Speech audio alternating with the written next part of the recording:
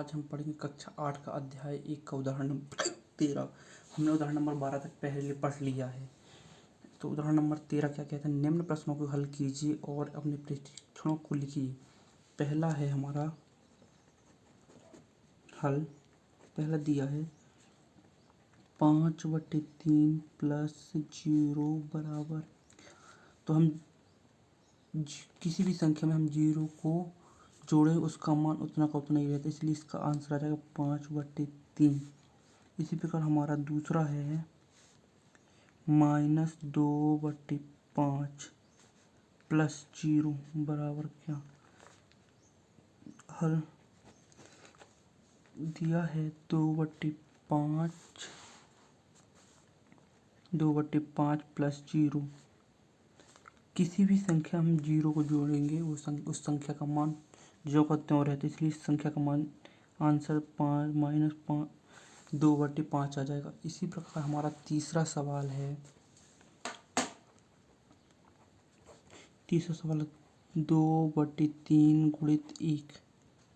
यहाँ नहीं सॉरी, तीसरा सवाल हमारा है 3/7 प्लस 0। हमने बताया किसी भी संख्या में हम 0 को जोड़ेंगे उस संख्या का मान ज्यों को त्यों रहता है, इसलिए इस संख्या का मान 3/7 होगा। और हमारा चौथा है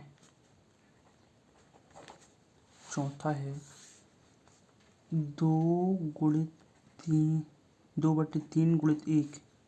हल हम किसी भी संख्या पे अगर 1 का गुणा करेंगे तो वह संख्या ज्यों की त्यों रहेगी, इसलिए इसका मान 2/3 आ जाएगा। इसका पांचवा सवाल है हमारा -6/7 गुणित 1।